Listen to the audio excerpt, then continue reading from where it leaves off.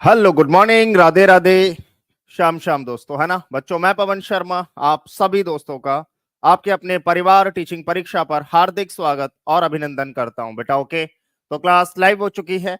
आप सभी दोस्त एक बार जल्दी से जल्दी सेशन में ज्वाइन हो जाएंगे फास्ट।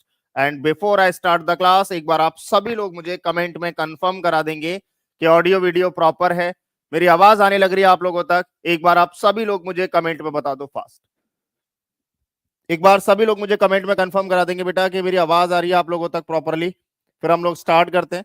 हमारी जो सीरीज है सीटेट में फुल आउट ऑफ फुल लाने वाली, यानी कि 30 में से 30 नंबर लाने वाली जो सीरीज है उसको कंटिन्यू करते हैं जल्दी से। आ जाइए सभी लोग। सारिका गुड मॉर्निंग, ज्योति गुड मॉर्निंग, है ना, कृतिका गुड मॉर्निंग, रेनू, सभी लोगों को, प्रियंका, सभी को क्लियर है। गुड मॉर्निंग बेटा, गुड मॉर्निंग। तो पहला क्वेश्चन आपकी स्क्रीन के ऊपर है, जल्दी से आप बताएंगे पहले क्वेश्चन का राइट आंसर क्या होगा। फास्ट। आपसे यह पूछा गया है कि आपको 10,20,203 को अंकों में किस प्रकार लिखा जाता है। बताइए जल्दी से। हमारे सीटेट में दो क्वेश्चन ऐसे आते हैं कि आपको शब्दों की चीज को अंकों में लिखना होता है। तो सभी लोग मुझे जल्दी से बताएंगे क्या होगा। शंकर प्रजापति हाय बेटा, हाय सारिता यादव जी, गुड मॉर्निंग बेटा, गुड मॉर्निंग। बताओ जल्दी से फास्ट क्या होगा। 10,20,203 को अंकों में किस प्रकार लिखा जाएगा। ऑप्शन है आपके सामने, जल्दी से मुझे बताइए क्या होगा राइट आंसर। फास्ट, जल्दी से बताओ भाई क्या आंसर आ रहा है आप लोगों का कमेंट में। ज्योति ने आंसर किया है सबसे पहले, वेल डन ज्योति, बहुत बढ़िया। ज्योति का आंसर है भैया ऑप्शन नंबर डी। कृतिका का आंसर आ रहा है भैया बी होगा, बी। ओके चलो, एक बार जब भी ऐसा कोई क्वेश्चन आए तो मैं आपको एक ही चीज सजेस्ट करूंगा आपके एग्जाम के लिए कि बेटा जब भी इस तरीके की चीजें आपको लिखने के लिए आए कि अंकों में लिखिए, तो आप एक ही तरीका अपनाना, उससे कभी गलत नहीं होगा। और वो तरीका होगा कि आप इसको तोड़ कर लिखिएगा। पहले कितना बोला गया है, 10 करोड़। तो 10 करोड़ का आप क्या लिखोगे, इकाई, दहाई, सैकड़ा, हजार, 10,000, लाख, 10 लाख, करोड़, 10 करोड़। ठीक है। फिर क्या बोला है, 20,000। 20,000 में कितने जीरो होते होंगे, आप बोलोगे दो के बाद भैया 4 जीरो। एक, इकाई, दहाई, सैकड़ा, हजार, 10,000 और ये हो गया 20,000। डन। फिर क्या बोल रहा है, 203। 203 को आप क्या लिखोगे, ये रहा 203। अगर मैं इन सबको ऐड करके लिखूंगा तो मुझे पता लगेगा मेरा जो आंसर होगा वो क्या होगा। आप बोलोगे ये 3 आएगा, ये 0 आएगा, ये 2 आएगा, फिर ये 0, फिर ये 0, फिर 2 और फिर ये देखो आप कितने में आ रहा। अच्छा यहाँ 2, एक और 0 आएगा। Okay done. ये आंसर आना चाहिए था आपका 100, इकाई, दहाई, सैकड़ा, हजार, 10,000, लाख, 10 लाख, करोड़, 10 करोड़। ठीक है। और क्या बोल रहा है, 20,000। ये ज्यादा हो गया, ये तो 4 जीरो आ गए, सॉरी। 20,000 की अगर हम बात करेंगे तो एक जीरो कम होगा। 20,000 का मतलब होगा ये होगा 20,000। तो ठीक है कि नहीं। ऐड करो, ये 3, ये 0, ये 2, फिर ये 0, फिर यहाँ 2, फिर यहाँ क्या आएगा, आप बोलोगे यहाँ आएगा भैया 2, और यहाँ कितने जीरो आएंगे, 3। ये है आपका 10,20,203। ये कौन सा ऑप्शन दिखाई दे रहा है, ये है option number D. Option number D बनेगा, डी। याद रखिएगा option number D. Very good Renu, Priyanka, Sarita, Sarika, Vipin, very good. Maths Ghulam बिल्कुल ठीक है। रिया, डी ऑप्शन बिल्कुल ठीक है। प्रियंका गुप्ता का भी डी है, वेरी गुड। याद रखिएगा ऐसे क्वेश्चन जब भी एग्जाम में आए तो सबसे इंपॉर्टेंट तरीका होता है, कभी भी गलती नहीं होगी, कि आप इनको तोड़ कर लिखिए, स्प्लिट करके लिखिए। डन। चलिए अगला क्वेश्चन पैडागोजी का बताइए जल्दी से क्या होगा राइट आंसर। फास्ट। पैडागोजी का क्वेश्चन होगा अगला, क्या होगा। आपसे कहा गया है कि according to NCF 2005 discussions in primary grade mathematics classroom should be, यानी कि एनसीएफ 2005 के अनुसार प्राथमिक कक्षा की गणित कक्षा में चर्चा होनी चाहिए। यानी कि जो आप प्राथमिक बच्चों को पढ़ाएंगे गणित में, उनको आप किस तरीके से पढ़ाइएगा, यानी कि किस तरीके की चर्चा गणित की क्लासरूम में करनी चाहिए प्राथमिक स्तर के बच्चों के साथ। पहला कह रहा है डायरेक्टिक इन नेचर होना चाहिए। डायरेक्टिक नेचर का मतलब होता है कि उपदेश की तरह बच्चे को पढ़ाना चाहिए, कि आप लेक्चर मेथड आप जिसको बोलते हैं। ठीक है। तो प्राथमिक बच्चे को लेक्चर मेथड क्या सूटेबल होगा, आप बोलोगे बिल्कुल नहीं होगा। दूसरा, based on mathematical concepts learned inside the classroom only, केवल आप उन्हीं चीजों की बात करेंगे जिन पर कॉन्सेप्ट हो, वो भी मैथ्स के, और जो कि सिर्फ और सिर्फ क्लास के अंदर ही पढ़ाए गए हों। तो केवल कक्षा के अंदर सीखी गई गणितीय अवधारणाओं पर आधारित नहीं होगा, ये भी नहीं होगा। आगे बोला contextual and based on life experiences of children, बिल्कुल। यानी कि आप उन चीजों की बात करेंगे बच्चे को समझाने के लिए, या उन बातों पर चर्चा करेंगे जो बच्चे के एक तो जेन्युइन जो उनके जीवन अनुभव हैं, यानी कि डेली दैनिक जीवनचर्या में वो जिन चीजों को फेस कर रहे हैं छोटे बच्चे, और उसी के कॉन्टेक्स्ट में आप रिलेट करके चीजों को सिखाएंगे और समझाएंगे। तो ऑप्शन नंबर सी ही इसका राइट आंसर है। डन।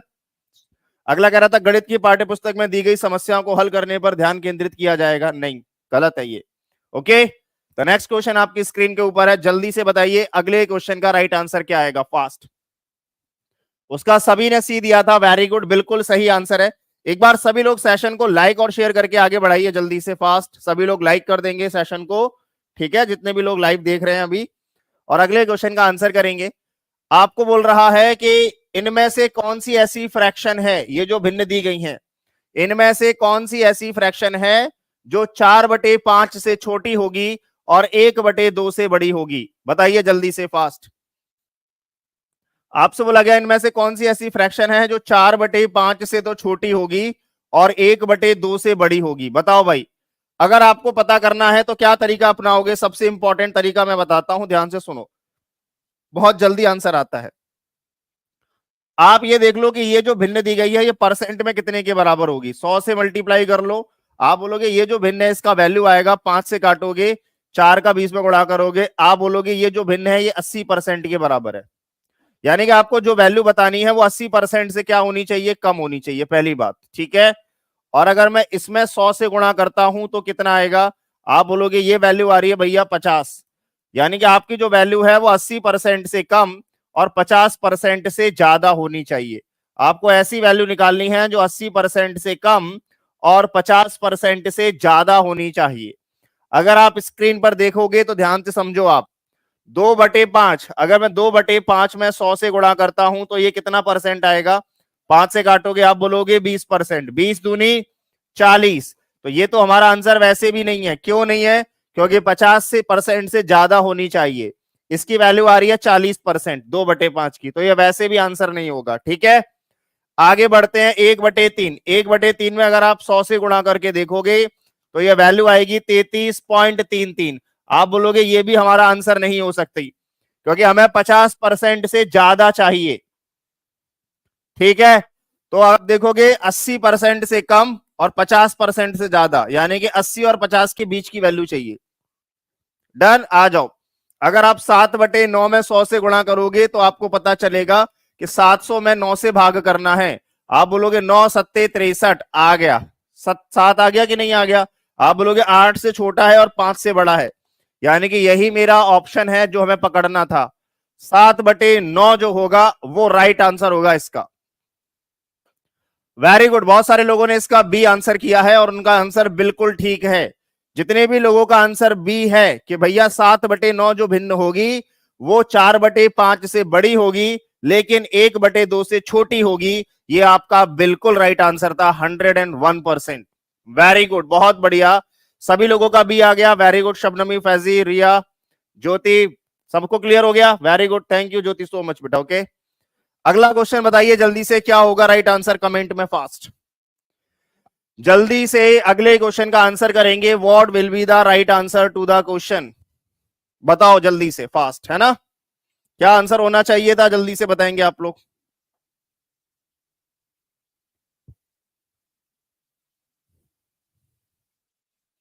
क्या आंसर आ रहा है, बताओ फास्ट जल्दी से। Thank you so much Vipin. आपको बोल रहा है प्राथमिक स्तर पर गणितीय भाषा की सबसे उपयुक्त विशेषता निम्नलिखित में से कौन सी है। यानी कि अगर हम बात करते हैं तो प्राथमिक स्तर पर अगर हम गणित पढ़ाना चाहते हैं तो हमें किस तरह की भाषा का उपयोग करना चाहिए, यानी कि सबसे इंपॉर्टेंट क्या विशेषता होनी चाहिए जब हम प्राथमिक स्तर के बच्चे को गणित सिखा रहे हो, यह पूछा गया है। गुड मॉर्निंग रशन चौधरी जी, गुड मॉर्निंग। रीना सी, पहला कह रहा है यह अत्यधिक केंद्रित, विशिष्ट और तकनीकी होनी चाहिए, पहला ही पॉइंट गलत है। मैंने आप लोगों को कुछ पॉइंट में डेली बोलता हूं, उनको नोट कर लो, ये आपको आपके एग्जाम में बहुत याद आएंगे और बहुत आपको हेल्प करने वाले हैं। जब भी ऐसे क्वेश्चंस पेडागोजी के आएंगे आपको क्लियर होगा कि भैया ने ये पॉइंट बताए थे कि ये आंसर अगर पॉइंट में है, ये पॉइंट अगर आंसर में है तो वो गलत हो जाता है। प्राथमिक स्तर के बच्चों के लिए कभी भी ना तो स्पेसिफिक बात की जाती है, कहीं भी विशिष्ट तरह की, ठीक है, ना ही बिल्कुल फॉर्मल बात की जाती है, कल ही बताया था। डन। और वो ये कह रहा है तकनीकी होनी चाहिए, तो पहला तो इसी बात पर गलत हो जाएगा कि ये तो राइट आंसर हो ही नहीं सकता। फॉर्मल चीजों की बात की जाती है हायर एजुकेशन सिस्टम में, तो पहला तो यही गलत है। दूसरा कह रहा है ये अस्पष्ट भाषा होनी चाहिए, यानी कि बच्चा समझ ही नहीं पा रहा है। कैसी होनी चाहिए? री इन्फोर्स में होनी चाहिए through the language of children, ये तो है। कह रहा है एम्बिगुअस होनी चाहिए, यानी कि अस्पष्ट होनी चाहिए, और खुले विचारों वाला होना चाहिए ताकि सीखने को आनंदमय बनाया जा सके। अगर मान लो मैं आपसे अभी ऐसी बातें करूं जो आपको समझ में ही ना आए, अस्पष्ट हो, तो आपको आनंद आएगा क्या? आप बोलोगे भैया समझ में ही नहीं आ रहा है, तो आनंद की बात कहां से आएगी? ठीक है। अगला बोला गया it should be reinforced through the language used by the children in everyday life, यानी कि ये उस भाषा में यूज पढ़ाना चाहिए, मैथ्स को उस भाषा में सिखाना चाहिए जो बच्चे अपने दैनिक जीवन में देख रहे होते हैं। ठीक है। और यही कॉन्सेप्ट होता है प्राइमरी एजुकेशन, यानी कि प्राइमरी लेवल के बच्चे को आप जितना उसके डेली लाइफ से रिलेट करके चीजों को पढ़ाओगे सिखाओगे, उतना ही ज्यादा वो उस चीज को एंजॉय करेगा और सीखेगा। क्लियर है? तो सी ऑप्शन जो है वो उसके डेली लाइफ से जुड़ा हुआ संबंधित है, यही इसका राइट आंसर है। वेरी गुड, बहुत बढ़िया। अगला कह रहा है इसमें गणितीय शब्दावली बिल्कुल भी शामिल नहीं होनी चाहिए, तो फिर क्या होना चाहिए? बताइए अगला क्वेश्चन फास्ट। स्क्रीन से साइड हो जाएंगे भाई, मैथ्स बाय गुलाम बिल्कुल हो जाएंगे। बताइए अगले क्वेश्चन का राइट आंसर क्या होगा? आपसे कह रहा है कि 6 अंकों की एक संख्या है और उस संख्या की वैल्यू क्या है? 5, 6, 2, 3, 4 और के। ये एक 6 अंकों की संख्या है, तो आपसे बोला गया है कि के का मान क्या होगा? What will be the value of के?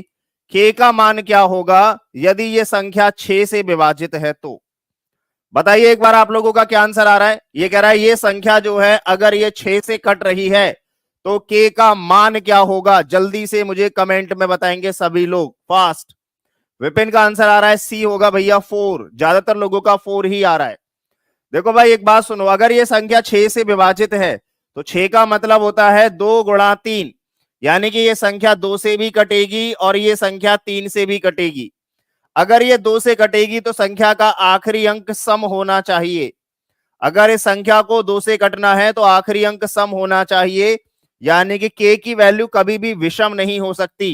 तो 1 तो वैसे भी इसका आंसर नहीं होगा। अब यहां 0 भी हो सकता है, 4 भी हो सकता है और 6 भी हो सकता है, लेकिन अब आपको ऐसी वैल्यू रखनी है के की कि इन अंकों का जो योग आए वो 3 से कटना चाहिए। किससे कटना चाहिए? 3 से। देख लो भाई कितना आ रहा है, 5 और 6 11, 11 और 2 13, 13 और 3 16 और 4 20। अब आप मुझे बताइए 20 में हम इनमें से क्या जोड़ें कि एक ऐसी संख्या आए योग की जो पूरा पूरा कट जाए? आप बोलोगे 20 में 0 जोड़ोगे, 20 3 से नहीं कटता, तो 0 आंसर नहीं हो सकता। अगर आप 20 में 6 जोड़ोगे 26 होगा, 26 भी 3 से नहीं कटता। आप बोलोगे अगर हम 20 में 4 जोड़ेंगे तो 24 आएगा, और 24 3 से पूरा पूरा कट जाएगा।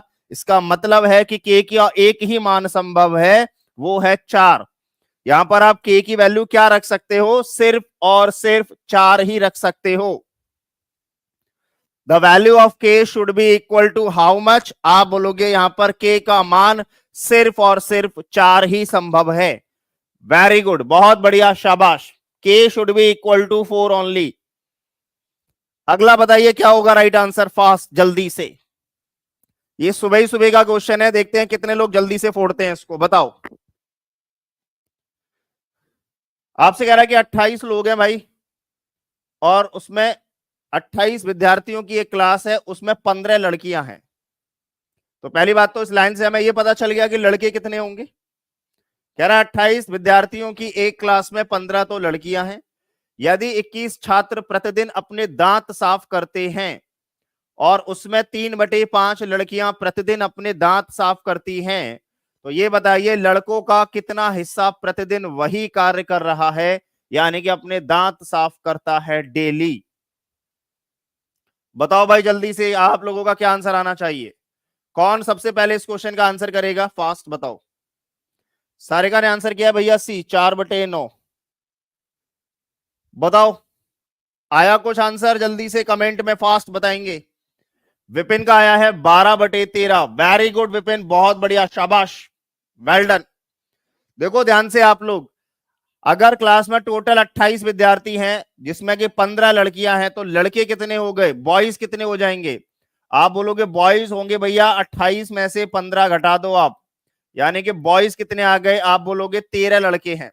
और लड़कियां कितनी हो गई? लड़कियां हो गई हैं 15। डन। अब उसने क्या बोला है, टोटल कितने लोग डेली दांत साफ करते हैं? आप बोलोगे टोटल करते हैं 21 लोग, और उसमें से 3/5 लड़कियां हैं, यानी कि टोटल लोग हैं 21 जो दांत अपने डेली साफ करते हैं। उनमें लड़कियां कितनी है 21 में? 3/5, यानी कि 21 का 3/5 लड़कियां प्रतिदिन अपना दांत साफ करती हैं। तो एक बात बताओ, 3/5 लड़कियों का अगर 3/5 जो है वो डेली दांत साफ करता है, तो आप क्या बोलोगे? 5 या 15, 3 या 9, यानी कि 21 में से 9 लड़कियां, 21 में से कितनी लड़कियां डेली दांत साफ करती हैं अपना? आप बोलोगे भैया 9 लड़कियां साफ करती हैं, यानी कि इन 21 में से 9 तो लड़कियां ही लड़कियां थी। तो बॉयज कितने थे जो अपने दांत साफ करते थे डेली? आप बोलोगे 11 में से 9 गया, 2 बचेगा, यहां 1, यानी कि इनमें 12 लड़के थे। जो 21 बच्चे डेली दांत साफ कर रहे थे ना, उसमें 9 लड़कियां थी और 12 लड़के थे। तो 12 लड़के दांत साफ करते हैं कितने में से? वो यही पूछ रहा है, लड़कों का कितना हिस्सा? आप बोलोगे 12 लड़के प्रतिदिन अपने दांत साफ करते हैं, कितने लड़कों में से? 13 लड़कों में से, यानी कि एक ही लड़का ऐसा होगा जो अपना दांत साफ नहीं करता होगा। तो राइट आंसर आएगा भैया 12/13।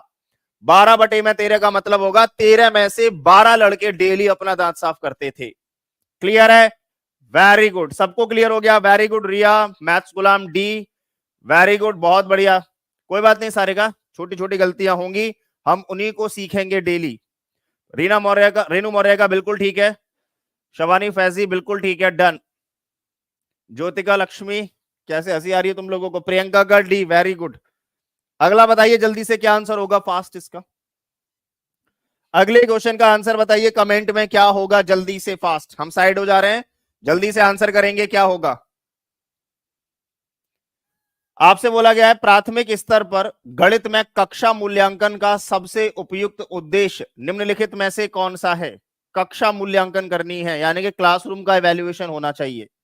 तो आप किस तरह की क्लास को अच्छा मानोगे, ये पूछ रहा है। क्लास इवैल्यूएशन करने गए, आप ये सोचा करो, मान लो आपको भेजा गया क्लास देख कर आओ कैसी चल रही है, तो आप इनमें से किसको सबसे अच्छा, या ये बताओगे कि क्लास इवैल्यूएशन का मुख्य उद्देश्य क्या होना चाहिए? बताइए फास्ट, क्या आना चाहिए? शिक्षण अधिगम प्रक्रिया को सूचित करना, to inform and guide the teaching learning process, कि शिक्षण अधिगम प्रक्रिया जो चल रही है उसको सूचित करना और उसको मार्गदर्शन करना। क्लियर है? दूसरा बोला गया है to provide opportunities for the learner to reflect on their learning, शिक्षार्थी को अपने सीखने पर विचार करने के अवसर प्रदान करना। ये तो स्पष्ट क्लियर आंसर दिखाई दे रहा है कि बी तो होगा ही होगा। आगे, to create competition among learners, ये बात ध्यान से सुन लीजिए आप लोग, बहुत इंपॉर्टेंट बात है ये। एक और पॉइंट नोट कर लो अपनी प्राइमरी के एजुकेशन में, लर्निंग में, प्राइमरी के लेवल के बच्चे के साथ आप कभी भी कंपटीशन नहीं करा सकते। ये नोट कर लो, बहुत इंपॉर्टेंट पॉइंट है ये। प्राइमरी लेवल का बच्चे में अगर आप पढ़ाना सिखाना चाह रहे हो, उसको कुछ भी सिखाना चाह रहे हो, तो वहां कंपटीशन नहीं करानी है। कंपटीशन कराने पे हमेशा बच्चा जो हारेगा वो क्या होगा? डिप्रेस्ड हो जाएगा। समझ पा रहे हो कि नहीं? प्राइमरी लेवल के बच्चे को कभी भी कंपटीशन में नहीं रखना होता है, याद रखो। छोटे बच्चों पर इसका बहुत जल्दी और बहुत गहरा असर पड़ता है, आप अपने घर में भी देख लो। अगर आप किसी बच्चे को चिढ़ा देते हो, छोटे से बच्चे को, तो वो रोना स्टार्ट कर देता है, फिर उसी चीज को बार बार करेगा। समझ पा रहे हो कि नहीं आप लोग? तो प्राइमरी लेवल के बच्चे में कभी भी कंपटीशन की बात नहीं रखी जाती, ये नोट कर लेना।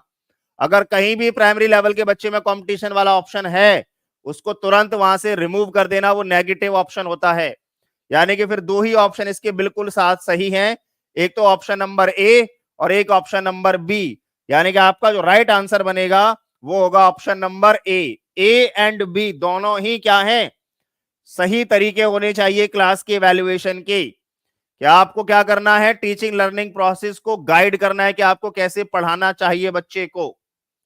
सी नहीं हो सकता। कंपटीशन कभी नहीं कराएंगे आप प्राइमरी लेवल के बच्चे के साथ, याद रखिएगा, मार काट हो जाएगा सर जी। हाँ, घर में भी देख लो ना आप, अगर आप एक की तारीफ कर दो और दूसरा बच्चा की आपने जरा सी भी क्या कर दिया कि अरे बेटा तुम्हें कुछ नहीं आता, इतनी देर में वो ये मान लो रायता फैला देता कमरे के अंदर, घर में हाथ पैर ऊपर नीचे। और हो सकता है वो छोटे से, आजकल के बच्चे तो बहुत एडवांस हैं, वो पता लगा जिसने उसको चिढ़ाया उसी में धर दिया, ले धाड़ सीना रख देता है वो। तो फिर आप भले ही कहते हो बेटा ऐसे नहीं करते, और तुमने अगर 2-3 बार बोला ना दोबारा से कि ऐसा नहीं करते, तो पूरा पूरा चांसेस है वो आप में भी धर देगा, है ना। फिर आप चुपचाप ले जाते हो कमरे में, फिर उसे कूटते हो, फिर हस्बैंड से बोलते हो कितना बदतमीज है ये, तुम पर गया है कि नहीं, ऐसा बोलते हैं। तो ऐसी चीजें होती हैं, याद रखो, छोटे बच्चों के सामने बहुत बहुत सावधानी रखनी पड़ती है। और आजकल के बच्चे इतने एडवांस हैं, गेस्ट आएंगे तब वो खुल के आते हैं अपनी फॉर्म में। जैसे गेस्ट आ गए उन्हें पता चल जाएगा कि मम्मी पापा कुछ नहीं कह सकते, तो वो खुलते हैं कि देखो हमारी रेंज कहां तक है, ठीक है। और रिश्तेदार भी इतने शैतान होते हैं, तब तो कहते हैं अरे छोटा बच्चा है कोई बात नहीं, शैतानी तो करेगा। अपने घर में आके बोलते हैं अरे उनका लड़का बहुत शैतान है भाई साहब। तो ऐसा होता है। आ जाओ अगला क्वेश्चन, क्या हो जाएगा। कह रहा है निम्नलिखित बयानों में से कौन सा सही है, यानी कि निम्नलिखित स्टेटमेंट में से कौन सा कथन सत्य है। बयान तो ऐसे लिख दिया जैसे जहां कोर्ट कचहरी चल रही है, ये कथन होगा। निम्नलिखित कथनों में से कौन सा कथन सत्य है, ये बोला जाएगा, ठीक है। निम्नलिखित कथनों में से कौन सा कथन सत्य है, बताइए जल्दी से, फास्ट। पहले बोला गया है कि प्रत्येक संख्या सदैव अपने योगात्मक व्युत्क्रम से अधिक होती है, यानी कि every number is always more then it's additive inverse. बोले भैया हम ऑप्शन तो सही लगा दें, लेकिन सबसे पहले हमें ये नहीं मालूम कि एडिटिव इनवर्स क्या होता है। धनात्मक प्रतिलोम बोलते हैं जिसको, या योगात्मक व्युत्क्रम बोलते हैं। अभी बताऊंगा क्या होता है ये, ठीक है। दूसरा बोला गया है आप लोगों से कि sum of two integer is always more than each of the integer. अगर आप दो पूर्णांकों को जोड़ते हो तो उनका योग सदैव दोनों संख्याओं से ज्यादा आएगा। तीसरा बोला गया है सक्सेसर ऑफ -2 इज -1। इसका मतलब है कि -2 के बाद क्या -1 आता है। आगे बोला गया किसी भी संख्या का गुणनफल और उसका एडिटिव इनवर्स सदैव नेगेटिव होता है। तो पहले आप ध्यान से कान और दिमाग खोलकर समझ लो कि एडिटिव इनवर्स किसे कहा जाता है, ध्यान से सुन लो। पेड़ में मैंने इसको पढ़ाया हुआ बहुत अच्छे से नंबर सिस्टम में। अगर आपको किसी भी चीज का एडिटिव इनवर्स निकालना है तो बहुत आसान है, अभी आप लोग भी चुटकियों में बता दिया करोगे, देखो अभी बताओगे आप। अगर मैं आपसे पूछता हूं किसी भी चीज का मुझे एडिटिव इनवर्स, इसको हिंदी में बोलते हैं धनात्मक प्रतिलोम, धनात्मक प्रतिलोम बोलते हैं, ठीक है। क्या होता है वो ध्यान से सुन लो आप लोग। धनात्मक प्रतिलोम का मतलब क्या होता है कि अगर मान लो कोई संख्या है x और मुझे इस संख्या का धनात्मक प्रतिलोम बताना है, इसका मतलब इसमें हम ऐसा क्या जोड़ें कि हमारा जो फाइनल आंसर है वो 0 आना चाहिए। क्या आना चाहिए? 0। तो आप क्या बोलोगे, जैसे मान लो आप बोलोगे x कोई संख्या है तो इसमें मुझे क्या ऐड करना पड़ेगा, -x। अगर मैं x में -x जोड़ दूंगा तो मेरा आंसर क्या बनेगा, 0। तो धनात्मक प्रतिलोम की खास विशेषता क्या होती है वो ध्यान से सुनो। धनात्मक विशेषता जो होती है प्रतिलोम निकालने की कि कभी भी जो संख्या है वो संख्या नहीं बदलती। x है तो उसका धनात्मक प्रतिलोम x ही रहेगा, यानी कि न्यूमेरिकल वैल्यू, संख्यात्मक मान जो है वो नहीं बदलता, संख्यात्मक मान सेम रहता है। जैसे 2 है तो 2 ही रहेगा। तो भैया फिर क्या चीज बदलती है उसकी, उसका साइन बदलता है। जैसे ये देखो x यहां प्लस में है तो इसका धनात्मक प्रतिलोम किस में आएगा, माइनस में। तो आप बोलोगे सिर्फ धनात्मक प्रतिलोम में क्या चीज चेंज होती है, साइन चेंज होता है, यानी कि प्लस की संख्या का धनात्मक प्रतिलोम माइनस होगा और माइनस की संख्या का धनात्मक प्रतिलोम प्लस होगा। एक उदाहरण दे रहा हूं, जल्दी से बताइए क्या होगा। अगर मैं आपसे पूछता हूं 5/2 का एडिटिव इनवर्स क्या होगा, बताओ कमेंट में जल्दी से, फास्ट। सभी लोग एक बार लाइक और शेयर करेंगे, बताओ जल्दी से क्या होगा। अगर मैं आपसे ये पूछता हूं कि 5/2 का एडिटिव इनवर्स क्या होगा, तो आप बोलोगे संख्या का मान यही रहेगा 5/2, खाली साइन बदलेगा। अगर ये प्लस की है तो इसका एडिटिव इनवर्स माइनस होगा, माइनस का 5/2 होगा, ये मतलब होता है। और अगर पूछा जाए माइनस के 5/2 का एडिटिव इनवर्स क्या होगा, तो आप बोलोगे संख्या का मान नहीं बदलता, सेम रहता है, खाली साइन बदलता है, माइनस वाले का प्लस हो जाता है, प्लस वाले का माइनस हो जाता है। ये होता है एडिटिव इनवर्स। क्लियर है? अब चलिए एक बार जल्दी से हम देख लेते हैं कि क्वेश्चन एक एक ऑप्शन को चेक कर लेते हैं कौन सा ऑप्शन सही है। पहले बोला प्रत्येक संख्या सदैव अपने योगात्मक व्युत्क्रम से अधिक होती है, ये तो गलत हो गया, यहीं पर ही गलत हो गया। देखो ध्यान से, अगर मैं आपसे बात करूं, वो कह रहा है हर संख्या जो है वो अपने धनात्मक प्रतिलोम से ज्यादा होगी। मैं अगर आपसे कहूं एक संख्या लेता हूं, मैं मान लो माइनस में क्या ले ली, माइनस का 3 ले ली मैंने, तो इसका धनात्मक प्रतिलोम क्या होगा? आप बोलोगे इसका धनात्मक प्रतिलोम होगा प्लस का 3। तो बताओ -3 ज्यादा है या +3 ज्यादा है? आप बोलोगे भैया +3 ज्यादा है। और +3 यहां पर क्या है? ये योगात्मक प्रतिलोम है। और संख्या क्या थी? -3। तो संख्या छोटी है अपने ही योगात्मक प्रतिलोम से, और वो ये कह रहा है कि संख्या हमेशा बड़ी होगी। गलत हो गया। अगर कोई भी संख्या आप माइनस में लोगे तो उसका धनात्मक प्रतिलोम प्लस में आएगा, यानी कि उसका धनात्मक प्रतिलोम ज्यादा हो जाएगा उस संख्या से। तो पहला कथन तो यहीं पर गलत हो गया। उसने कहा कि हर संख्या सदैव अपने योगात्मक व्युत्क्रम से अधिक होती है, गलत। नेगेटिव संख्या का एडिटिव इनवर्स प्लस में आएगा और वो संख्या बड़ी हो जाएगी, है कि नहीं? यानी कि उसका जो एडिटिव इनवर्स होगा वो क्या होगा? प्लस में। दूसरा देखो, कह रहा है दो पूर्णांकों का योग सदैव प्रत्येक पूर्णांक से अधिक होता है। दो पूर्णांकों का योग वो ये कह रहा है वो हमेशा उन दोनों के किससे? दोनों प्रत्येक पूर्णांक से अधिक होगा, गलत। एक ले लो माइनस का 2, एक ले लो प्लस का 2, ये दोनों पूर्णांक हैं कि नहीं? आप बोलोगे हाँ। इनका योग क्या आएगा? आप बोलोगे 0। आप बोलोगे योग तो 0 आ रहा है, लेकिन उसमें एक पूर्णांक तो प्लस का 2 है, तो क्या योग इससे ज्यादा है? आप बोलोगे नहीं, क्योंकि 2 ज्यादा होता है, योग कम आ रहा है। तो दूसरा भी गलत हो गया पॉइंट। दूसरा पॉइंट भी क्या है? गलत है। वो ये कह रहा है कि दो पूर्णांकों का जो योग होगा वो हमेशा दोनों पूर्णांकों से अधिक होगा, गलत हो गया। देख लो, योग आ रहा है 0, इससे तो बड़ा है 0 लेकिन इससे छोटा हो गया। डन। आगे बढ़िए तीसरे पॉइंट पर। वही कह रहा है -2 के बाद -1 आता है, ये बात बिल्कुल सही है। जैसे -2, -1, 0, 1 और 2, हम लोग जानते हैं कि जब भी हम लोग इधर से इधर की तरफ बढ़ते हैं तो संख्या बढ़ती है। तो -2 के बाद हमेशा क्या आएगा? आप बोलोगे -1 आएगा। अगर आप बढ़ते हुए क्रम में देखोगे तो -2 के बाद हमेशा क्या आएगा? -1। यानी कि तीसरा कथन बिल्कुल सत्य है कि -2 का जो सक्सेसर होता है वो -1 होता है। अगला बोला गया किसी भी संख्या का गुणनफल और उसका एडिटिव इनवर्स हमेशा ऋणात्मक होता है। बिल्कुल सही कह रहे हो आप। कैसे सही कह रहे हो? ध्यान से सुनो। अगर कोई भी संख्या प्लस में है मान लो, तो उसका एडिटिव इनवर्स किस में होगा? माइनस में। और अगर आप दोनों का गुणा करोगे तो आंसर किस में आएगा? माइनस में आएगा। मान लो कोई संख्या है माइनस में, तो उसका एडिटिव इनवर्स किस में होगा? प्लस में। और आप इन दोनों का मल्टीप्लाई करोगे तो भी आंसर माइनस में आएगा। यानी कि एक बात तो कंफर्म है कि किसी भी संख्या और उसके एडिटिव इनवर्स का आप अगर मल्टीप्लाई करोगे तो वो हमेशा मल्टीप्लीकेशन जो होगा वो हमेशा माइनस में आएगा। यानी कि चौथा ऑप्शन भी सही है। तो इसमें दो ही ऑप्शन सही हुए, एक तीसरा और एक चौथा, यानी कि डी ऑप्शन आप लोगों का राइट आंसर था। Option number D will be the right answer. एक बार सभी लोग मुझे कमेंट में कंफर्म कर दो कि एक एक पॉइंट आपको क्लियर हो गया कि कौन सा सही था कौन सा गलत। एक बार सभी लोग सेशन को लाइक भी कर देंगे जल्दी से। बढ़िया, सबको क्लियर हो गया? आगे बढ़े, बताओ जल्दी से, फास्ट। एक एक पॉइंट क्लियर हो गया सभी को? जल्दी से कमेंट में बता दो कि हाँ भैया क्लियर है, मैं आगे बढ़ूं अगले क्वेश्चन की तरफ। क्लियर है?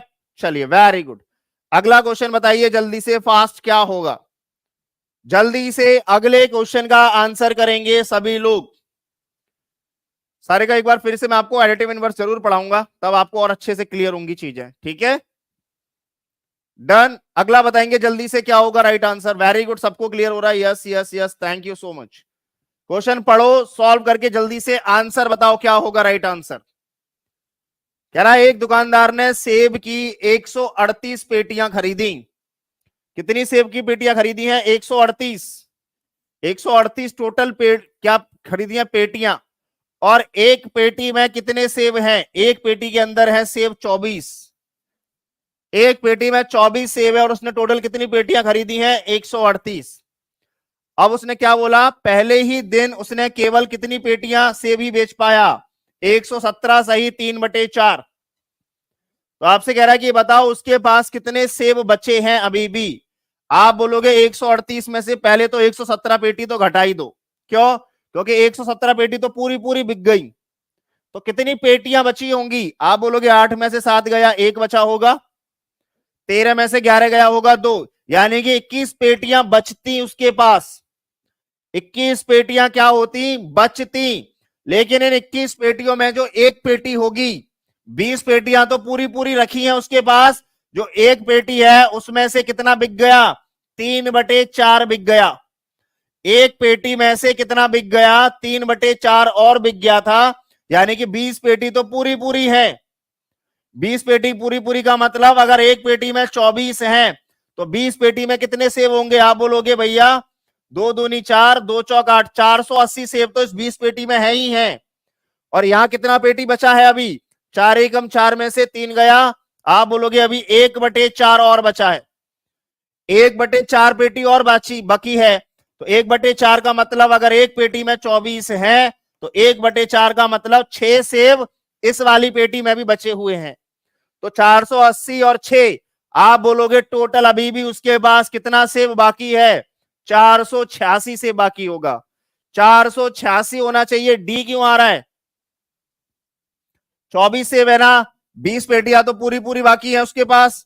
तो आप क्या बोलोगे? 20 गुणा 24, 0, 2 चौक 8, 2 दूनी 4। सबको क्लियर हो गया? गलत नहीं करना था। इतना आसान क्वेश्चन गलत क्यों हुआ आप लोगों से, बताओ। दोबारा से रिपीट कर रहा हूं, ध्यान से सुनो, समझो अच्छे से। भाई टोटल पेटियां कितनी थी? 138। 138 में से 117 पेटी तो पूरी पूरी बिक गई। अब बोलोगे हाँ, 138 में से 117 घटाओ, कितनी पेटियां बचनी चाहिए थी? आप बोलोगे 21 पेटी बचनी चाहिए थी। 21 पेटी बचनी चाहिए थी, लेकिन 21 पेटियों में से एक पेटी का 3/4 और बिक चुका है। तो यानी कि 20 पेटी को तो अलग कर दो, वो तो पैक है, पूरी की पूरी पैक रखी है। तो 20 पेटी में कितने सेब होंगे? 20 गुणा 24, यानी कि 480 सेब तो 20 पेटी में है। और जो एक पेटी आपने अलग हटा के अलग रखी है, उस एक पेटी में से 3/4 बिक चुका है। तो उस पेटी में कितना बचा होगा? 1/4। और पेटी में 1/4, एक पेटी में थे कितने? 24। तो 1/4 कितना होगा? 1/4 का 24 से गुणा करोगे, 6 सेब उसमें बचे होंगे। तो 480 यहां पर, 6 सेब यहां पर, यानी कि टोटल बचा होगा 486 सेब। क्लियर है? सर बहुत बड़ी कंफ्यूजन हो गई हमसे। अभी नहीं होगा ना? अभी तो क्लियर हो गया सभी को? वेरी गुड, बहुत बढ़िया, शाबाश। चलिए अगला बताओ फास्ट, क्या होगा राइट आंसर कमेंट में। दो कोण जिनका योग 180 होता है वह सदैव क्या कहलाते हैं? The sum of two angles is equal to 180, then what they are called? अगर कभी भी दो एंगल का योग 180 आता है तो उनको हम क्या नाम देते हैं? क्या उनको एडजेसेंट एंगल कहा जाता है, या उनको कॉम्प्लीमेंट्री कहा जाता है, या सप्लीमेंट्री कहा जाता है, या लीनियर पेयर माना जाता है? क्या माना जाता है बताओ जल्दी से। वेरी गुड, बहुत बढ़िया। अगर दो कोणों का योग आप लोगों का क्या होता है? 180 होता है तो उसे आप संपूरक कोण भी कहते हैं। एक बात और याद रखो, इसको भी लीनियर पेयर जो बनता है इसमें भी योग 180 होता है, लेकिन यहां एक से ज्यादा ऑप्शन नहीं रखे गए। एक स्ट्रेट लाइन पे जो एंगल बनता है, दो एंगल, उसको लीनियर पेयर कहते हैं। लेकिन अगर कभी भी डायरेक्ट ये पूछा जाए कि अगर दो एंगल्स का योग 180 है तो उनको सप्लीमेंट्री यानी कि संपूरक कोण कहते हैं। पूरक का मतलब होता है योग 90 डिग्री के बराबर होना चाहिए। अगर योग 90 डिग्री आ रहा है तो वो कहलाते हैं आपके पूरक। अगर योग 180 बनता है तो उसको कहते हैं supplementary. Very good Vinita, Renu, Shivani, Riya, Sarika, Vipin, very good. D भी होगा, बिल्कुल सही है विपिन, लेकिन ऑप्शन में है ही नहीं। ऑप्शन में इन्हीं चारों में से बताना था, तो फिर हम लोग सी के साथ जाएंगे। डन। चलिए अगला क्वेश्चन बताइए ध्यान से, क्या होगा राइट आंसर। देखते हैं कौन इसका सही आंसर करता है। एक बार सभी लोग जल्दी से ज्योति डी भी होता है, दोनों ही होते हैं, लेकिन आप लोगों को यहां सी के साथ जाना पड़ेगा क्योंकि सप्लीमेंट्री आपको दिया गया है डायरेक्ट। बताइए क्या राइट आंसर होगा फास्ट, सभी लोग बताइए डी का राइट आंसर क्या हो, अगले का राइट आंसर क्या आ रहा है। कह रहा है निम्नलिखित में से कौन सा कथन सत्य नहीं है, जो सही नहीं है वो पूछा है, कौन सा कथन सत्य नहीं होगा बताओ। पहला कह रहा है एक न्यून कोण और एक समकोण का योग सदैव एक अधिक कोण होता है, बिल्कुल सही बात है। न्यून कोण का मतलब होता है 90 से कम, मान लो 45 डिग्री ले लिया हमने न्यून कोण, और एक समकोण यानी कि 90 डिग्री, अगर आप इन दोनों को जोड़ोगे तो योग आएगा 135 डिग्री, जो कि एक अधिक कोण होता है। यानी कि पहला कथन जो है वो बिल्कुल सत्य है कि आप एक न्यून कोण और एक समकोण को अगर जोड़ोगे तो उनका जो योग आएगा वो सदैव एक अधिक कोण होगा, ऑब्ट्यूज एंगल होगा, बिल्कुल ठीक है। आगे बोला गया दो न्यून कोणों का योग सदैव समकोण से कम होता है, ऐसा बिल्कुल नहीं है। वही कह रहा है दो न्यून कोणों को आप जोड़ोगे तो वो हमेशा समकोण से कम होगा, गलत। 80 डिग्री एक न्यून कोण है, आप बोलोगे हाँ। 70 डिग्री एक न्यून कोण है, आप बोलोगे हाँ। दोनों का योग कितना आएगा, आप बोलोगे 150, लेकिन ये तो समकोण से ज्यादा आ रहा है। लेकिन क्वेश्चन कह रहा है कि दो न्यून कोणों का योग सदैव समकोण से कम होता है, ये गलत है कथन। आगे देखो उसने कहा है कि दो समकोणों का योग एक सीधे कोण के बराबर होता है, बिल्कुल सही है। दो समकोणों को अगर आप ऐड करोगे तो वो 180 डिग्री बनेगा, और 180 डिग्री को ही हम स्ट्रेट एंगल कहते हैं, सीधा है कोण, बिल्कुल सीधी रेखा 180 डिग्री का एंगल बनाती है, यानी कि ये सही है, ये गलत था। Sum of two obtuse angle is always a reflex angle, ये भी सही है। इसका मतलब एक ही ऑप्शन जो था वो कह रहा था कौन सा कथन सत्य नहीं है, वो है आपका ऑप्शन नंबर बी। बी कथन जो होगा वो सही नहीं होगा, बाकी सारे सही हैं। Option number B will be the right answer for this question. B कथन जो है वही गलत है, बाकी के सभी ऑप्शंस सही हैं। क्लियर है, डन। अगला बताइए जल्दी से, सिमिलैरिटी का क्वेश्चन है, बहुत जल्दी से करेंगे, कौन बताएगा। कह रहा है निम्नलिखित अक्षरों के समूहों में से किस एक में समरूपता की केवल एक ही रेखा होती है, यानी कि आपको वो बताना है जिसमें केवल एक ही लाइन ऑफ सिमेट्री होगी। लाइन ऑफ सिमेट्री कितनी होगी, उसमें केवल एक। बताइए ऐसा कौन सा अल्फाबेट है जिसमें केवल एक ही लाइन ऑफ सिमेट्री होती है। कल एक काम करता हूं, कल मैं आपको सिमेट्री पढ़ा देता हूं पूरी, है ना। कल मैं आप लोगों को सिमेट्री पढ़ा देता हूं ताकि आप लोगों को सिमेट्री से आया हुआ क्वेश्चन एक बार में हलवा बना दूंगा, कल मैं सिमेट्री पढ़ाकर, ठीक है। कल अपन एक काम करते हैं, कल अपन लोग ना सिमेट्री में स्टार्ट करता हूं ताकि आप लोगों को एक बार पूरा सिमेट्री पढ़ा दूं अच्छे से, एक ही क्लास में कंप्लीट हो जाएगा, टेंशन मत लो आप बिल्कुल। और क्लास के बाद बताना कि क्या आप एक भी क्वेश्चन आप एग्जाम में छोड़ सकते हो सिमेट्री का, एक भी नहीं छोड़ने दूंगा, एक भी छूट जाए। क्लियर है, कल सिमेट्री खत्म करते हैं। पहले आओ ध्यान से सुनो, अगर हम बी लेटर की बात करते हैं, बी, तो बी लेटर में हॉरिजॉन्टल लाइन ऑफ सिमेट्री होती है, ऐसे करके काट दो आप, ऊपर वाला हिस्सा नीचे वाला हिस्सा बराबर होता है। अगर मैं आई की बात करता हूं आपको, आई, तो याद रखो आई में दो लाइन ऑफ सिमेट्री होती हैं। कैसे, एक तो आप इसको ऐसे भी काट सकते हो और आप इसको ऐसे भी काट सकते हो, तो यहां तो दो लाइन ऑफ सिमेट्री हो गई। एच में भी दो लाइन ऑफ सिमेट्री होती है, देखो बेटा कैसे, आप इसको ऐसे भी काट दोगे तो भी बराबर इससे आएंगे, आप इसको ऐसे भी काट दोगे तो भी बराबर आएंगे। आप बोलोगे इसमें एक होती है, इसमें दो होती है, इसमें दो होती है, तो ये तो ऑप्शन वैसे ही नहीं है। सी के अंदर हॉरिजॉन्टल होती है, जी में कोई लाइन ऑफ सिमेट्री होती ही नहीं है, यू में एक होती है वो भी वर्टिकल, तो आप बोलोगे यहां एक, लेकिन यहां एक भी नहीं है, तो ये भी आंसर नहीं है। केवल एक होनी चाहिए, तो वो होगा आपका डी। देखो भाई डी में होती है एक तो हॉरिजॉन्टल, ई में भी होती है हॉरिजॉन्टल, और एम में होती है वर्टिकल। ये तीनों ऐसे लेटर हैं जिसमें केवल एक ही लाइन ऑफ सिमेट्री होगी। एन में होती नहीं है, ए में होती है वर्टिकल, बी में होती है हॉरिजॉन्टल, यानी कि सी ऑप्शन आपका राइट आंसर होगा इसमें, खत्म। डी, ई और एम, डी, ई और एम जो होंगे ये तीनों लेटर ऐसे हैं जिसमें केवल एक ही लाइन ऑफ सिमेट्री पाई जाती है। डी में पाई जाती है हॉरिजॉन्टल वाली, ई में पाई जाती है हॉरिजॉन्टल वाली, और एम में पाई जाती है वर्टिकल वाली।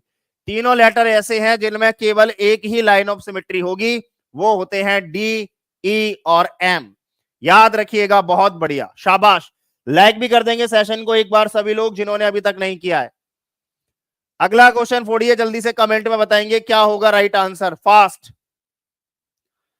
आपसे कहा गया है कि which among the following is the most appropriate strategy for introducing the concept of place value. याद रखो, प्राइमरी के बच्चों के लिए मैथ्स में सबसे इंपॉर्टेंट जो कॉन्सेप्ट होता है उसका नाम है प्लेस वैल्यू। प्लेस वैल्यू आप सभी लोग जानते हो, प्लेस वैल्यू का मतलब होता है ग्रुप ऑफ 10, यानी कि पहले 1 फिर 10 फिर 10 का स्क्वायर फिर 10 का क्यूब फिर 10 की पावर 4। इसको पढ़ाना, स्थानीय मान बताना का मतलब होता है इकाई, ढाई, सैकड़ा, हजार, 10,000, ये कहा जाता है प्लेस वैल्यू। तो ये प्राइमरी के बच्चों के लिए बहुत इंपॉर्टेंट कॉन्सेप्ट है। याद रखो, अगर आपके ऑप्शन में प्लेस वैल्यू ऑप्शन अगर कहीं भी है तो उसको तुरंत टिक कर दिया करो। डन।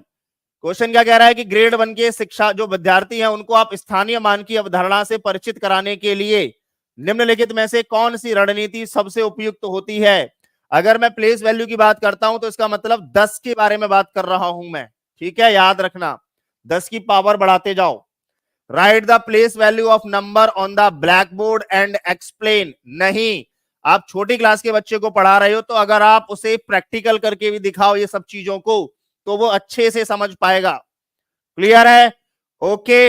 अगला बोला गया right the expanded form of numbers. ये हम बड़े बच्चों को समझाते हैं कि 2 गुणा 10 की पावर 2 करोगे तो बेटा इसका मतलब होता है 2 गुणा में 100। एक्सपेंडेड फॉर्म आप लिखोगे 200।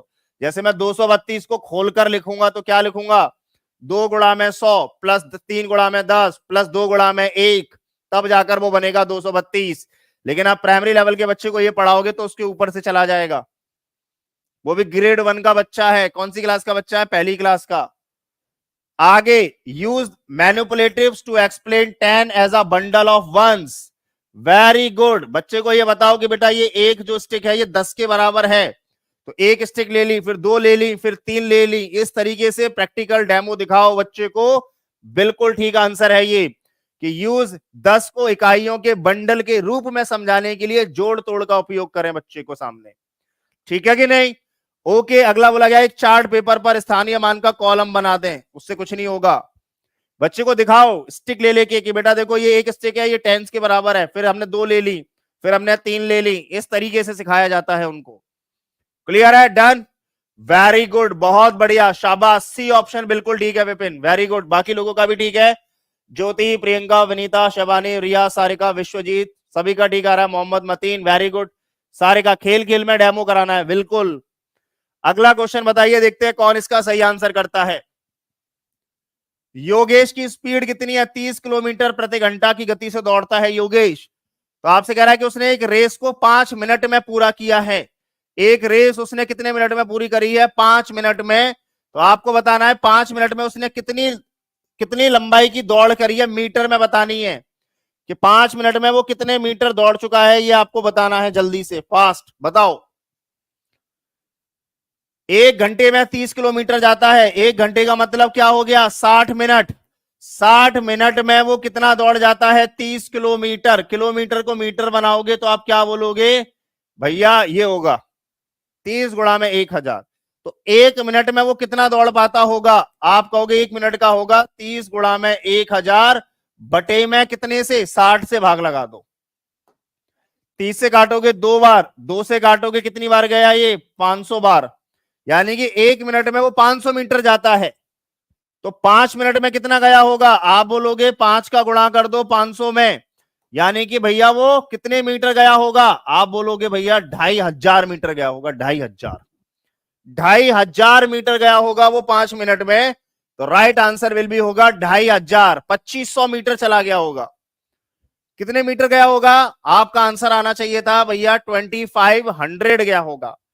2500 मीटर दौड़ी वो कंप्लीट कर चुका होगा रेस को 5 मिनट में। सभी का आंसर आया है, वेरी गुड, बहुत बढ़िया, शाबाश।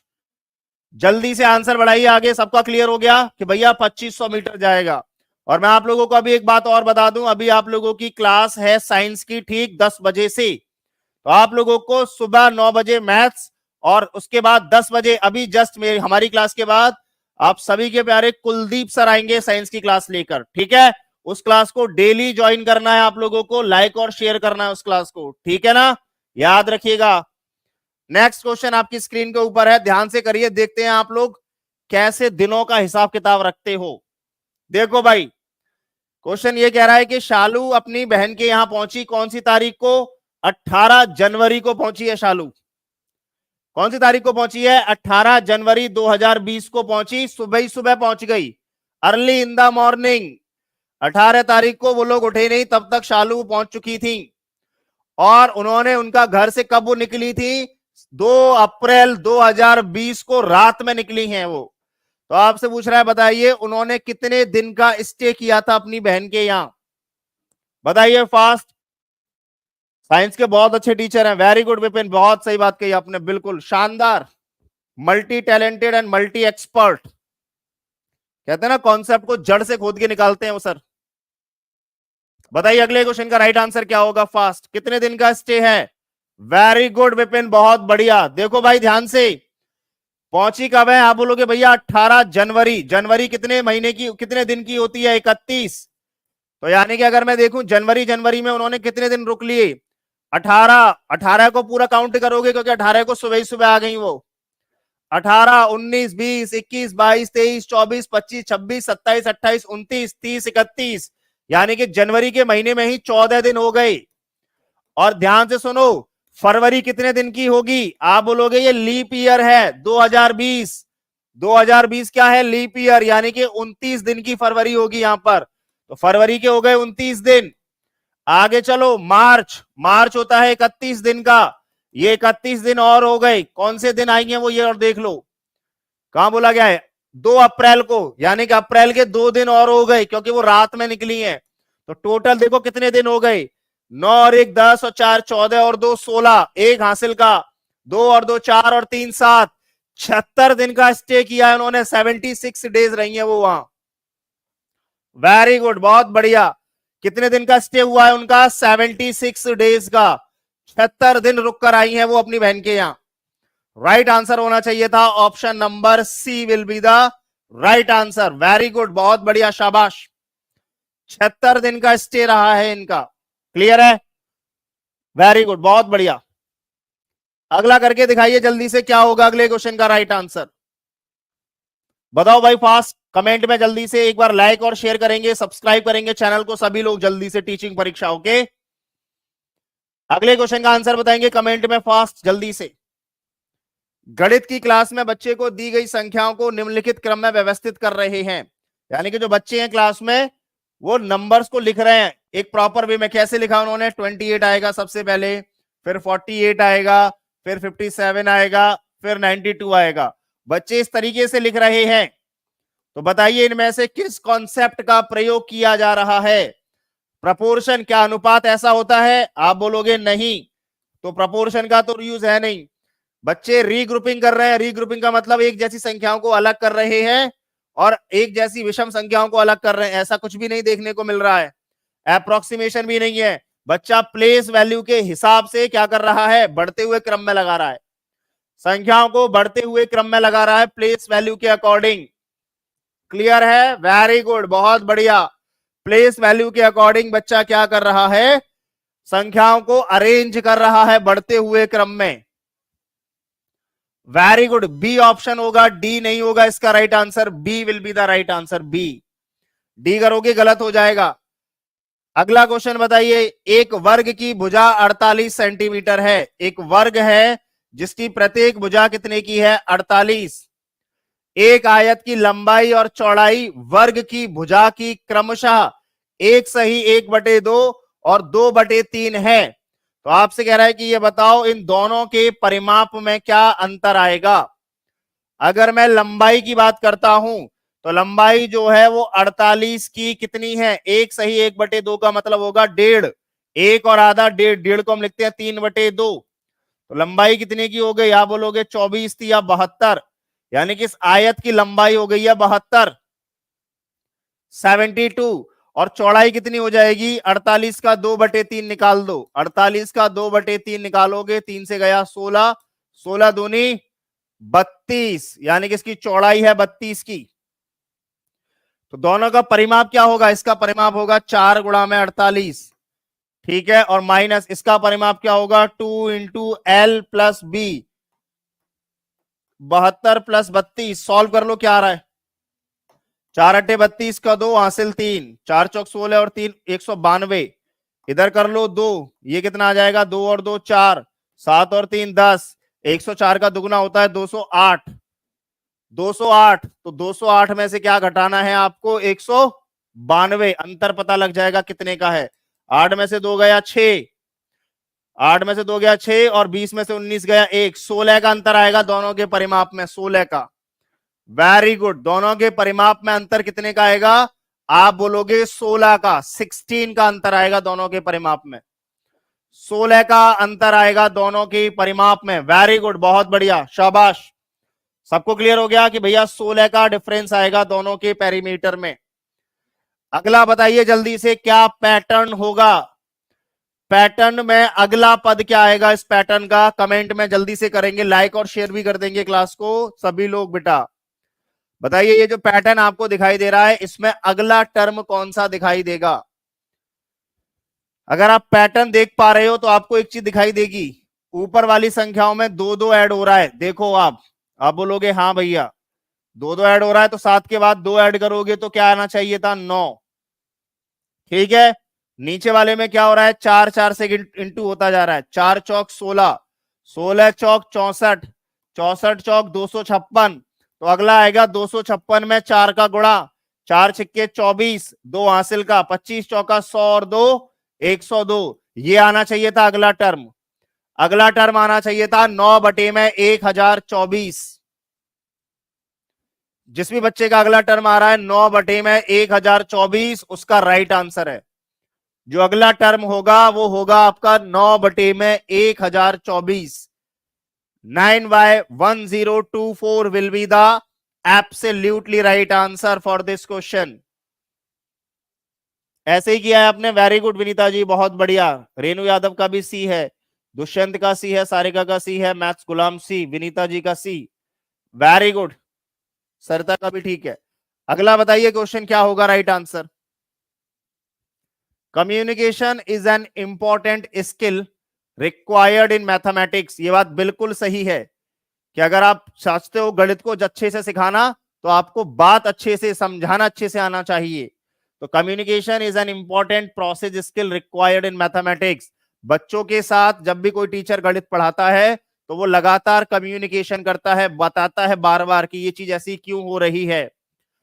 What do you mean by mathematical communication? तो आप इस ये जो कम्युनिकेशन होता है, आप इससे क्या आशय निकालते हो कि ये किस तरीके का कम्युनिकेशन होता है? पहले बोला गया है कि ability of the child to read the word problems quickly and correctly, यानी कि ये बच्चे की क्षमता होती है कि कौन बच्चा कितनी जल्दी क्वेश्चन को कितना सही ढंग से पढ़ सकता है। ये मैथमेटिकल कम्युनिकेशन नहीं होता कि बच्चा क्वेश्चन तो पढ़ सकता है, वो तो बाकी भाषाओं का भी पढ़ सकता है। जब कोई बच्चा किसी क्वेश्चन को पढ़ रहा है तो इसका मतलब है वो हिंदी या अंग्रेजी में पढ़ रहा है, तो वो ये अन्य भाषा की बात हो रही है, यहां पर मैथ्स का कोई रोल नहीं होगा। Ability of the child to participate in mathematics quiz, ये गणित की प्रश्न उत्तरी में भाग लेने की बच्चे की क्षमता को दर्शाता है मैथमेटिकल कम्युनिकेशन। दूसरा कह रहा है गणितीय सोच को समेकित करने, व्यवस्थित करने और उसे बच्चे को जो व्यक्त करने की जो क्षमता होती है उसको कहा जाता है मैथमेटिकल कम्युनिकेशन। कल भी हमने इस पर एक क्वेश्चन किया था कि बच्चा जब अपने आप को व्यक्त करता है, समझाता है कि हमने क्या चीज इसको देखकर मुझे समझ आ रही है, that is called mathematical communication. ठीक है कि नहीं? Very good. रेणु मौर्य क्या बोल रहे हो? सर ये क्लास अब रोज 9 बजे ही होगा सुबह? बिल्कुल रेणु, डेली सुबह 9 बजे आपकी मैथ्स की क्लास हुआ करेगी और आपकी 10 बजे आप लोगों की हुआ करेगी साइंस की क्लास। दोनों क्लास आपको एक साथ मिलेंगी, ठीक है, बैक टू बैक। बच्चे की गणितीय निबंध थोड़ी लिखना है, बच्चे को ऐसे थोड़ी लिखवाना है हम लोगों को। तो आप लोगों के लिए एक फ्लैश सेल का ऑफर चल रहा है अभी, फ्लैट 50% का डिस्काउंट है टीचिंग परीक्षा के सभी कोर्सेज पर। आप जिस सब्जेक्ट की तैयारी कर रहे हो, आप जिस एग्जाम की तैयारी कर रहे हो, आप उसको सिस्टमैटिक तरीके से पढ़ने के लिए कोर्स को अवेल कर सकते हैं, ले सकते हैं। टीचिंग परीक्षा की टीम पर कॉल करके, नंबर्स आपकी स्क्रीन के ऊपर है, 7611101969788844। अभी फ्लैट ऑफर चल रहा है, 50% का डायरेक्ट ऑफ है। ओके, तो अवेल कर सकते हो आप लोग। This is for all about today. आज की क्लास के लिए इतना ही है। Thank you so much. एक बार सभी लोग सेशन को लाइक कर देंगे। जितने बच्चों ने सेशन को लाइक कर दिया है उनका बहुत बहुत शुक्रिया बेटा, दिल से। ठीक है, क्लास का टाइमिंग चेंज हो चुका है। मैं दोबारा से रिपीट कर रहा हूं जो बच्चे नए जुड़े हैं उनके लिए, कि क्लास का टाइमिंग जो सीटेट की मैथ्स की क्लास हुआ करेगी वो डेली सुबह 9 बजे से हुआ करेगी, 9 बजे से। ठीक है, और 10 बजे से आप लोगों की साइंस की क्लास हुआ करेगी। अभी कुलदीप सर आने वाले हैं आप लोगों की साइंस की क्लास लेकर, तो सभी लोग उस क्लास को जरूर ज्वाइन कीजिएगा, लाइक और शेयर भी कीजिएगा। ठीक है, so this is for all about today. Thank you so much, bye bye, take care बेटा। ओके, खुश रहिए, मस्त रहिए, स्वस्थ रहिए, मुस्कुराते रहिए, और क्लास को डेली ज्वाइन किया करो 9 बजे, अगर आप चाहते हो कि आपका मैथ्स में इस बार अच्छे full out of full number आए। ठीक है, थैंक यू सो मच बेटा। Okay, bye bye, thank you, thank you. Super TET के लिए विनीता जल्दी स्टार्ट करेंगे, टेंशन मत लो। ठीक है।